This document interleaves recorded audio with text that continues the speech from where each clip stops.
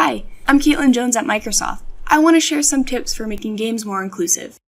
All of a game's accessibility features should be documented in an online accessible location that's easy for players to find. The Gears 5 accessibility site describes in-game features such as disabling camera shake and enabling pings for help with navigation.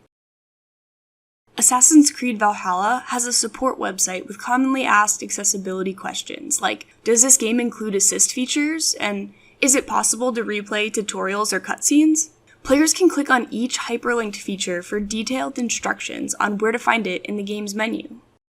When in-game help systems are present, all accessibility features should be explained too. In Grounded, when the game is first launched, players are given a prompt about the game's Arachnophobia Safe Mode in the Accessibility Options menu. Players can preview how the Safe Mode slider will change the appearance of spiders before starting the game.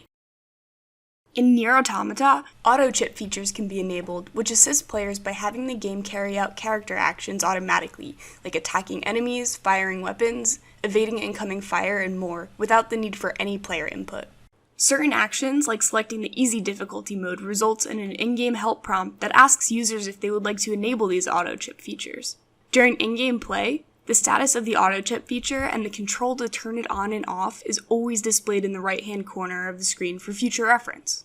The game also provides a prompt about motion blur settings before any in-game play starts. Difficulty configurations can also impact overall accessibility. In Assassin's Creed Valhalla, when you start a new game, you're prompted to choose a difficulty level for exploration, combat, and stealth. Every option is clearly defined. So thanks for watching and joining us on our journey to make gaming for everyone.